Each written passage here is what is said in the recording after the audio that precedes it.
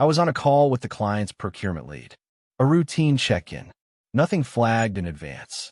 40 seconds in, she said the company had decided to move in a different direction and the contract would not be renewing. No warning. No prior conversation.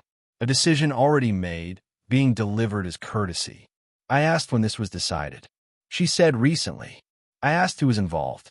A pause. Then a name I did not expect to hear attached to the decision. Not mine. Not Joel's. Someone else. Someone I had never met. That same week, I found out my business partner had been in a personal relationship with the primary contact at that client for 6 months. 6 months of meetings. 6 months of shared accounts. 6 months of me not knowing. 6 months of Joel sitting across from me at our weekly check-ins talking about pipeline and projections and never once mentioning that he was sleeping with the person who controlled our largest revenue stream. The contract was canceled the same week I found out. He said the two things were not connected. He said it to my face, in my office, with the cancellation email still open on my screen. I did not yell. I did not throw anything. I just looked at him and said, "Walk me through the timeline." He could not, because the timeline was the problem, and he knew it. My name is Miles. Joel and I built the company over 4 years. I ran internal operations. He handled client acquisition and relationship management. The division made sense when we started. Joel is better in rooms. I am better behind them. He talks. I build. It was a clean split, and it worked until the company grew large enough that the clean split started meaning Joel controlled every client relationship entirely, and I had no direct line to any of them. I did not see it happening. That is not humility. That is just the fact. Our largest client came in through Joel 18 months ago, a mid-sized logistics firm. I was in the pitch meeting, but Joel led it. He was good. He is always good in the room. After the contract was signed, Joel managed the relationship exclusively. I handled the delivery side, staffing, reporting, quality checks. Every client communication went through Joel. I accepted this because the account was performing and the relationship appeared stable. Appeared.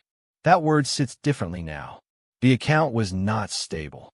The relationship was not stable. I just did not have the information to know that. Joel did. He had been having lunch with the primary contact. Weekly calls. Late emails. He had information I did not. That was by design. I had agreed to the design. 3 weeks before the cancellation call, I asked Joel how the logistics account was sitting ahead of the renewal conversation. We were in his office. My laptop was open. He said solid. The client was happy. No churn risk. He had lunch with the contact last week, and everything was good. I asked where we were with the logistics renewal. He said solid. Had lunch with Claire last week. She was happy. The team was happy. No risk there. I said good. I would start the renewal docs this month. He said do not rush it. We have got time. I made a note in my task list. Renewal documentation. Due in 2 weeks. I moved on to the next item in the meeting.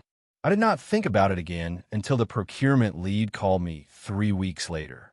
The detail sits differently now. Do not rush it. We have got time. He knew something I did not. Either he was wrong about the account, or he already knew it was ending. I have replayed that conversation 100 times. His face did not change when he said it. No hesitation. No tell. That is the part that stays with me. Not that he lied. That he was comfortable lying. And I had been trusting him. Every day. Every week. Every check-in. He had been comfortable for a long time. I just did not know it yet. I pulled the account history after the cancellation call. Went through every touchpoint logged in our CRM. Client emails. Meeting notes. Call summaries. Joel had been the sole correspondent on the account for all 18 months. There was not a single direct exchange between me and Claire. Every message from Claire went to Joel's email. Every response came from Joel's email. I was not CC'd on a single thread after the initial contract signing. I sat at my desk and scrolled through page after page of activity. Joel's name on every entry. Joel's notes. Joel's follow-ups. I was nowhere in the file except the delivery logs. The work logs. the things that did not involve talking to the client. I checked the meeting log. Joel had 22 log interactions with the logistics client over 18 months. 11 of them were listed as relationship management. Informal. No notes attached. No summary. No outcome recorded. I had never questioned this before because Joel handles relationship management and informal meetings are part of that role. I questioned it now. 11 meetings with no notes. No agenda. No follow-up. Just a title. Relationship management. That phrase was doing a lot of work. That phrase was covering a lot of ground. I did not know what happened in those 11 meetings. I had never asked. That was not an accident. Joel had structured it, so I would not need to ask. So I would not have a reason to ask. So I would trust that the phrase meant exactly what it said. I went back to the original pitch deck. Found Claire's name in the attendee list. She was in the room for the pitch. The only person from the client's side who was. Joel presented. I ran the technical side of the deck. After the meeting, I shook hands with Claire once and never spoke to her directly again. Joel managed everything from that point forward. I realized sitting at my desk that I could not pick Claire's voice out of a room. I had heard her speak exactly once. The day of the pitch. She had asked a question about delivery timelines. I had answered it. She had nodded. That was the sum total of my direct communication with the person who controlled 18 months of revenue. If Joel had been locking me out of every touch point on the largest account in the company, I could not tell anymore whether it was a working style or something else. The line between convenient and intentional had blurred.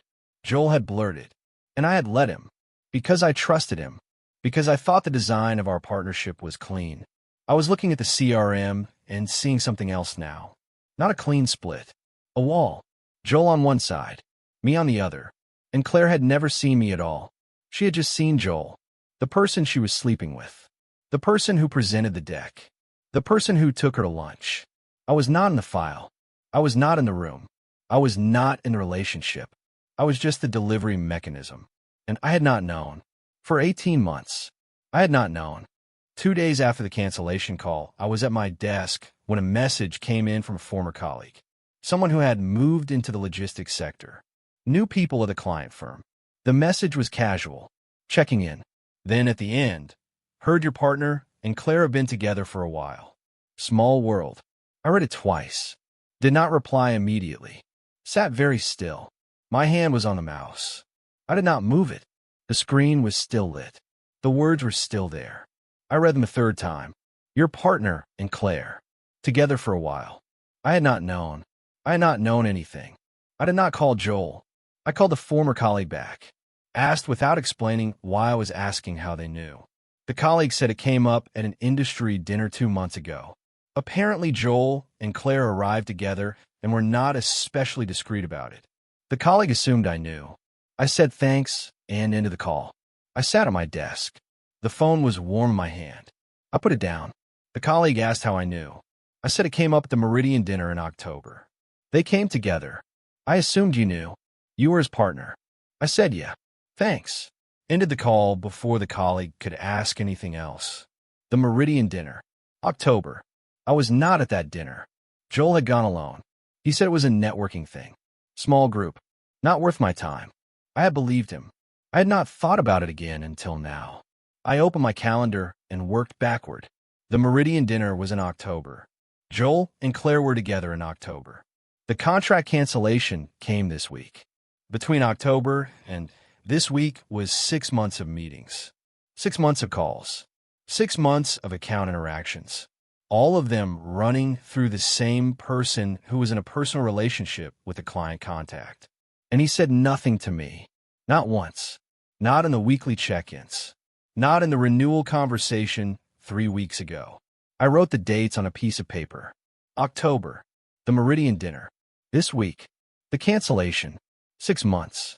I set the paper on the desk in front of me. Joel knows I run the operations side of the business. He knows I will find the dates and draw the line between them. So why did he say the two things are not connected before I even asked? Because he had already decided what he would say. He had been deciding for 6 months.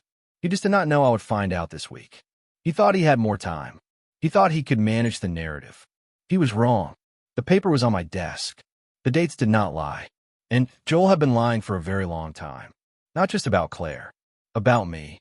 About what I would find out. About what I would let him explain. He had been managing me. And I had been letting him. Not anymore. I asked Joel to meet me at the office. Not a call. In person. He arrived and sat down across from me. I did not open with the relationship. I asked him to walk me through the last conversation he had with Claire before the cancellation call. He described a routine check-in 2 weeks prior. Said everything was fine. Said the cancellation came out of nowhere and blindsided him too. I watched his face while he talked. Said nothing until he finished. Then I asked him to walk me through the last time he spoke to Claire before the call. He said 2 weeks ago. Routine check-in. She seemed fine. Said the team was happy with delivery. I asked if there was nothing in that conversation that suggested they were considering canceling.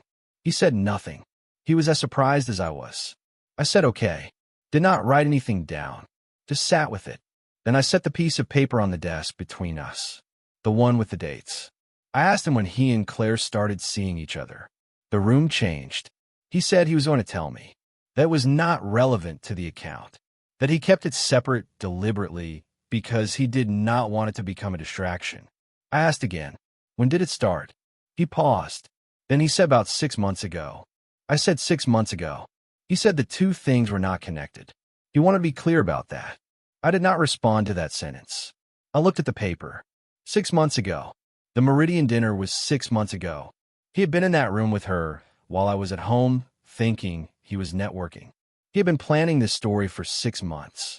The distance between what he said and what he meant was the distance between his chair and mine. It was not far. He just thought I would not cross it.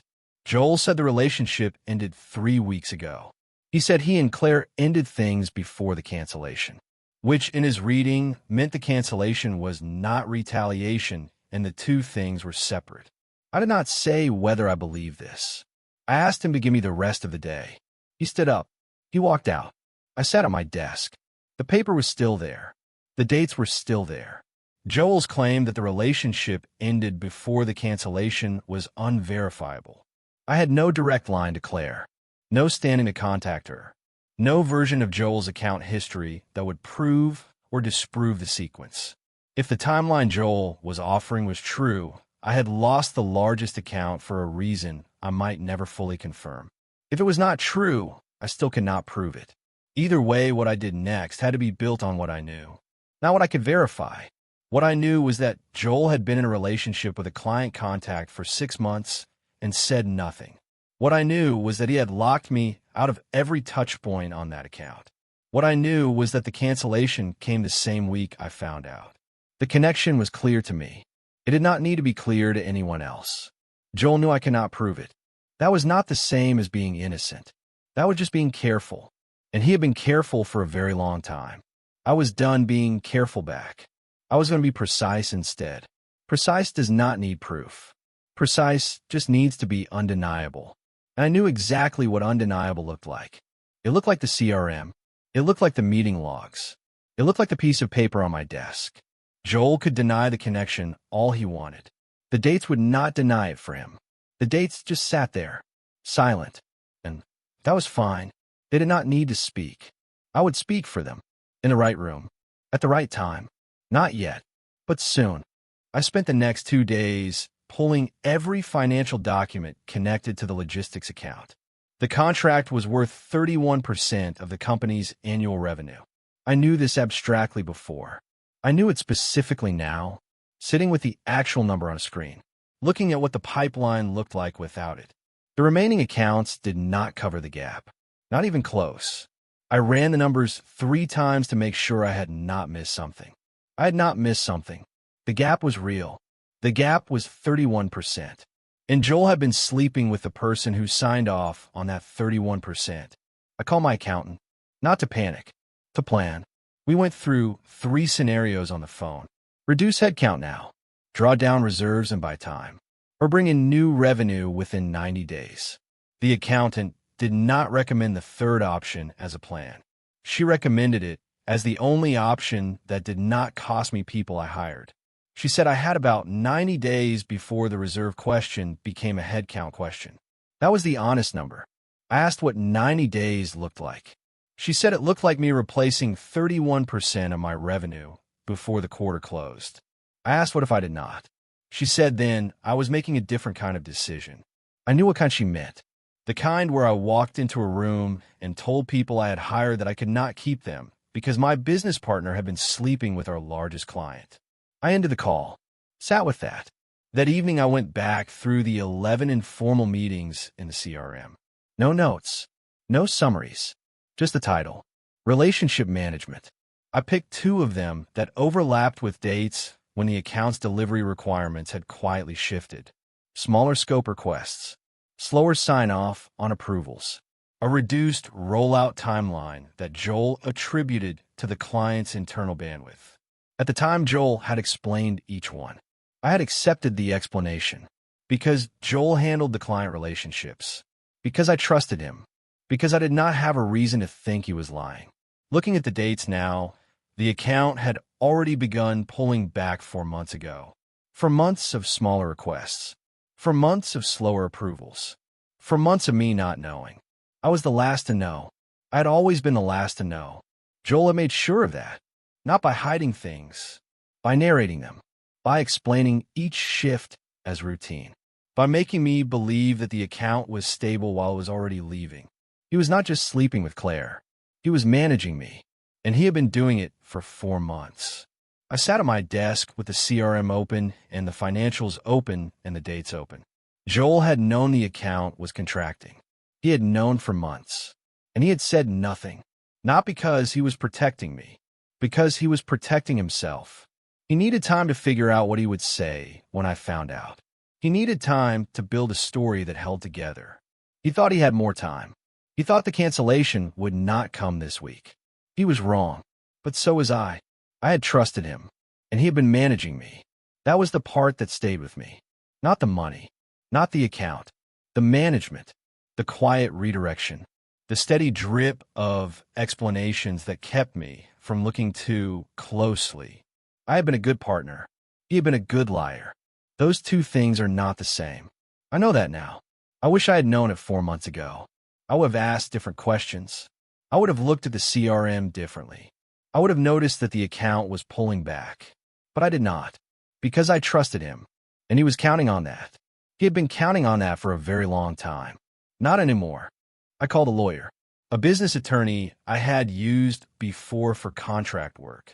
I asked what my options were relative to a partnership where one partner maintained an undisclosed personal relationship with a client contact over a 6-month period during which that account represented 31% of company revenue, and that account subsequently canceled. The lawyer asked a series of questions. When I finished answering, she said the relationship alone was not the issue.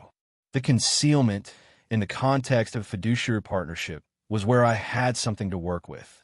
I asked her to put that in writing. She said she would have a draft for me by the end of the week. I thanked her and ended the call. I did not tell Joel about the call. Instead, I went into the office the next morning and behaved normally. Responded to emails. Reviewed a delivery report. Attended a standing team meeting. Joel was at his desk. We spoke twice about operational items. I did not raise the account. I was not performing calm. I had simply decided that nothing I said to Joel in the next few days would change what I had already decided to do. He wanted to talk more. I could see it in the way he looked at me during the team meeting, the way he lingered after, the way he opened his mouth and then closed it. He was waiting for me to ask another question. He had answers ready. He had explanations prepared. He did not know that I had stopped asking. That evening I wrote a document, not for legal purposes, not addressed to anyone. A private record. I listed every date I could confirm. When a relationship started. When the account began contracting. When Joel described the account as stable in our internal meeting 3 weeks before the cancellation. When the cancellation came. When Joel said the 2 things were not connected. I printed it. Put it in a folder. Put the folder in my bag and went home. Joel still believed I was processing. That the conversation was not over yet. That there was more explaining to do. He did not know I had already stopped waiting for an explanation. He thought the timeline was my problem. The timeline was not my problem. The timeline was his. He had been living inside it for 6 months. I had just been let in. He did not know I was done asking for entry. He thought the door was still open between us. He was wrong. The door had closed the same week the contract canceled. I had just not told him yet. He would find out. Not tonight. Not tomorrow. But soon. And when he did, he would understand that the conversation was never about what he could explain. It was about what he had already done. And no explanation was going to change that. The folder was in my bag. The dates were on the page. I did not need Joel to admit anything anymore. I just needed to move. And I was moving. Quietly. Precisely. Without him. I asked Joel to meet me in the office conference room. Not a desk. Not over coffee. The room with the door. He came in and sat down. I set the folder on the table and opened it to the first page. The date list. Printed. In sequence. I did not explain what it was. I let him read it. Joel read it. He said the dates looked bad, but that context mattered. That the account pullback was a client-side budget issue. That the relationship did not affect his professional judgment. That he kept them separate, and I had to take his word on that, because there was no other version of events available. I listened. Then I spoke. I said he described the account as solid and no risk 3 weeks before it canceled. Those were his words in our meeting notes. He said he believed that when he said it. I said he was in a relationship with the primary contact, and he believed the account was solid. He said yes. I said, and when the relationship ended 3 weeks before the cancellation by his timeline, he still believed it was solid. He paused. I said I was not asking him to admit something. I was telling him what the date said. He could disagree with the dates, or he could disagree with what they meant. But I had spoken to a lawyer about what concealment meant in the context of a fiduciary partnership, and I wanted him to do the same before we spoke again. Joel said, I went to a lawyer. I said I went to a lawyer. Silence. The room was cold. The heating had not kicked in yet. I could see his hands on the table. He was not wearing a watch. I had never noticed that before. He asked what I was saying I wanted. I said I wanted him to get advice. Then we would talk about the structure of the partnership going forward. I closed the folder. Joel left the conference room first. I stayed seated for a moment. The door swung shut behind him. I picked up the folder, tucked it under my arm, went back to my desk. I had 3 client calls this afternoon. I made them. I did not think about Joel during the calls. That surprised me. I had expected to think about him. I did not. The calls were good. The clients were happy. The work was still there. The work had always been there. Joel was not the work. Joel was the person who had put the work at risk. But the work itself was still standing. I had built that. Not him. Not the partnership. Me. I sat at my desk after the last call and looked at the folder. Joel now knew I had legal counsel and was treating this as a structural question, not a personal one. He would need to decide whether to fight it or fold or try to find a middle version. I did not know which he would choose. I had prepared for all 3. That was the difference between us now. He had been reacting for 6 months. I had been building a file. He had been managing my attention. I had been documenting his choices. The folder was on my desk. The calls were done. The work continued. And Joel was no longer the person I needed to convince. He was just the person I needed to separate from. Quietly. Precisely. On my timeline. Not his. That was the part he had not understood. He thought I was still processing. I was not processing. I was executing. And he had not seen it coming. Because he had never seen me as someone who would act without his permission. He saw me as operations. Support. The person behind the room. He was about to learn that the person behind the room had been keeping receipts. And the receipts did not need his approval. They just needed to be accurate. They were. Joel came back 3 days later with his own lawyer's summary. Not the lawyer in person. A written position delivered by email. The position was that the relationship was a private matter. The cancellation was a business decision made by the client independently. There was no demonstrable causal link between the two. It was written carefully. The kind of careful that comes from someone who has been advised not to write anything that could be used later. I read it twice, forwarded it to my own attorney without comment. My attorney called me that afternoon. She said the opposing position was predictable and not unreasonable. Causation was hard to prove without the client's internal records, which neither party had access to. She said the stronger play was not to litigate the cancellation, but to address the partnership structure itself. The concealment, the sole ownership of client relationships, the absence of disclosure. She said I did not need to win the argument about whether the relationship caused the cancellation. I probably could not win that argument cleanly. What I could address was the structure that allowed Joel to run a personal relationship with my largest client contact for 6 months with no disclosure obligation. I asked what addressing that looked like. She said it looked like a new partnership agreement or it looked like a dissolution. Those were the two real options. I met with Joel one more time. My attorney on the phone is on a separate line. I did not speak much. Let the attorneys run the meeting. Watched Joel across the table. He still looked like the person I had built a company with. The same face, the same hands, the same voice that had said solid no risk 3 weeks before the cancellation. That observation did not change anything. It was simply true, and I noticed it. He was not a monster. He was just a person who had made a choice. A long series of choices, each one smaller than the one before, each one easier than the last.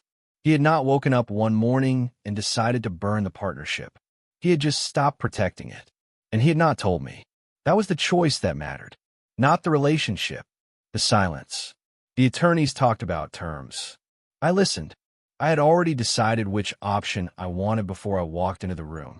I was not waiting for Joel to choose.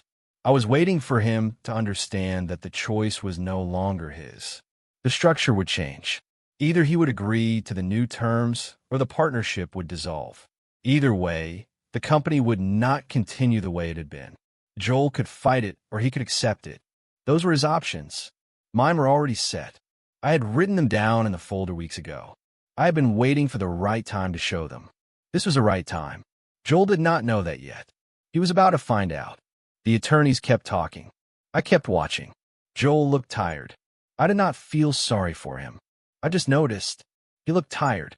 That was not my problem anymore. The conference room was cold. The heating still had not been fixed. I made a mental note to call maintenance. That was my problem. Joel's exhaustion was not. I turned my attention back to the call. The attorneys were discussing notice periods. I let them. I had time. Joel had cost me 31% of my revenue. He could spend his own money on his own lawyer now. I was done paying for his choices. The partnership was restructured, not dissolved. A new agreement, negotiated over several weeks, with terms my attorney drafted, shared client ownership protocol, mandatory disclosure of personal relationships with any active client contact, revised revenue, split weighted toward me for an agreed period. Joel signed it. I signed it. Neither of us said much in the room when it was done. The pen was quiet. The paper was quiet. The door was closed. We did not shake hands. We just signed and stood up and walked out. I do not know if the company survives the revenue gap. I have 90 days to find out. But know what the company looks like on the inside now. Every account, every contact, every relationship. I built a CRM rule the same week the agreement was signed. No account with revenue above a set threshold can have a single point of contact. 2 people always. I set the rule myself. I did not discuss it with Joel first. He found out when he tried to log a meeting under the old format, and the system would not let him. He came to my office, asked about it. I explained the rule. He said nothing.